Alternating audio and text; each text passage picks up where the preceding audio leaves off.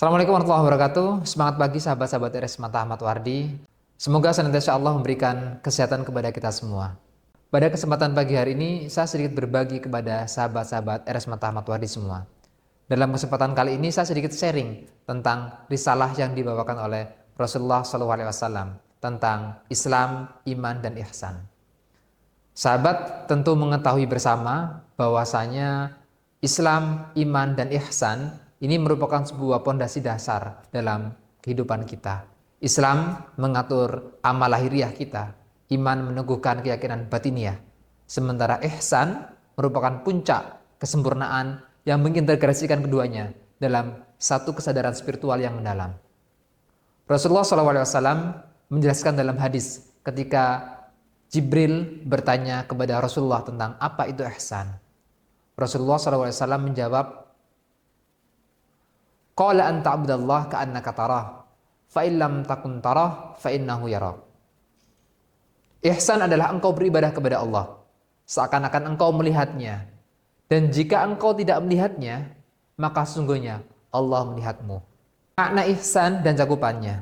Ihsan berasal dari kata ahsana, yang berarti memperindah, membaguskan, dan berbuat baik.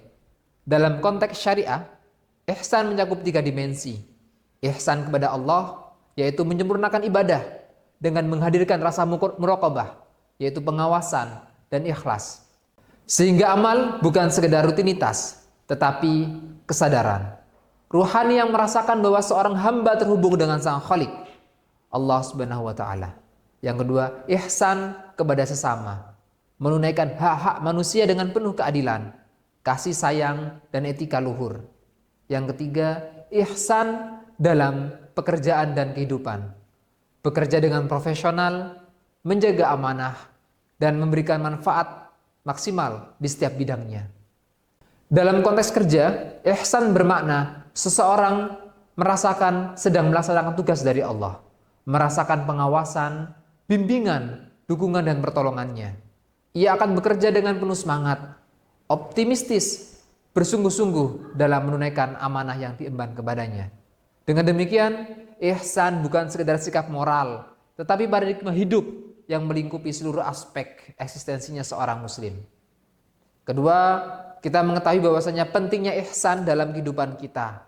Ihsan memiliki posisi yang sangat strategis dalam pendidikan manusia. Karena yang pertama adalah sebagai puncak spiritualitas Islam. Islam tanpa ihsan kering dari rasa. Iman tanpa ihsan kurang teruji dalam amal. Ihsan menempatkan seorang hamba selalu melihat Allah, atau memastikan bahwa Allah senantiasa melihatnya. Yang kedua, sebagaimana kesadaran kedekatan dengan Allah. Orang yang berihsan merasa selalu berada dalam pengawasan Rabb-Nya. Wa huwa ma'akum aina ma kuntum. Dan Allah bersama kalian dimanapun kalian berada. Ihsan sebagai benteng moral. Dengan ihsan, seorang muslim menahan diri dari maksiat, meski tidak ada manusia yang melihatnya. Sebagai benteng moral, dengan ihsan, seorang muslim menahan diri dari maksiat, meski tidak ada manusia yang melihatnya. Dialah Allah Maha mengetahui pandangan mata yang berkhianat, apa yang tersembunyi dalam dada. Quran Surat Ghafir ayat 19. Sebagai standar keutamaan, Allah juga menegaskan dalam Surat Al-Baqarah ayat 195. Sesungguhnya Allah mencintai orang-orang yang berbuat ihsan. Dampak dan buah daripada ihsan sendiri. Kita mengetahui bahwasanya apabila ihsan tertanam dalam diri seorang muslim, maka akan melahirkan beberapa kebermanfaatan. Yang pertama adalah ketenangan batin. Karena mereka selalu merasa dekat dengan Allah Subhanahu wa Ta'ala. Yang kedua, integritas pribadi yang kokoh, tidak bergantung pada pengawasan manusia. Yang ketiga, motivasi produktif untuk memberikan karya-karya terbaik dalam setiap amal. Yang keempat, hubungan sosial yang harmonis, penuh empati, adil, dan kasih sayang. Yang keempat, janji balasan istimewa yang Allah akan berikan berupa rahmat dan kedekatan dengannya. Dengan gambaran poin-poin di atas, seseorang akan merasakan kekuatan dalam jiwanya. Ia tidak bekerja sendirian. Allah selalu bersamanya, membersamainya dengan pengawasan dan pertolongannya. Akan lebih sabar lagi ketika menghadapi sebuah halangan dan rintangan, dan dia tidak akan gentar menghadapi sebuah tantangan yang cukup besar. Yakin akan mendapat kemenangan saat musuh menghadang. Batinnya selalu tertaut dengan ampunan, rahmat, dan surga yang Allah janjikan kepadanya. Kita juga mengetahui bahwasanya beberapa contoh ihsan dalam kehidupan sehari-hari. Yang pertama, dalam ibadah.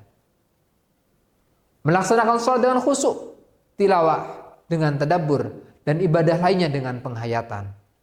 Yang kedua, dalam sebuah profesi, kita sebagai seorang dokter, sebagai seorang perawat, ataupun sebagai petugas rumah sakit. Hal ini mengajarkan tentang dedikasi kita dalam memberikan pelayanan terbaik kepada pasien-pasien kita. Seorang pegawai yang ihsan melayani masyarakat dengan adil dan amanah. Seorang pekerja yang ihsan menyelesaikan tugas-tugasnya dengan profesional dan jujur. Dai akan melaksanakan tugasnya dengan penuh kesabaran dan tidak pernah putus asa. Sebagai pemimpin yang ihsan, ia akan menjaga amanahnya dengan baik, berlaku adil, dan lebih mengutamakan orang yang dipimpinnya. Semua itu dilakukan karena seorang yang ihsan selalu merasakan bahwa ia bekerja karena Allah, bersama Allah, di jalan Allah, dan untuk mendapatkan ridhonya Allah. Dalam hubungan sosial, menolong yang lemah, menjaga lisan, berbuat baik kepada tetangga, dan menunaikan hak keluarga. Dalam lingkungan, kita menjaga kondisi alam sekitar kita, tidak merusak dan memelihara ciptaan Allah Subhanahu wa taala. Ada beberapa cara untuk memperkuat ihsan dalam sebuah pembinaan karakter manusia. Yang pertama adalah tazkiyatun nafas, yaitu mensucikan diri, mensucikan jiwa melalui zikir, doa, dan amal kebajikan.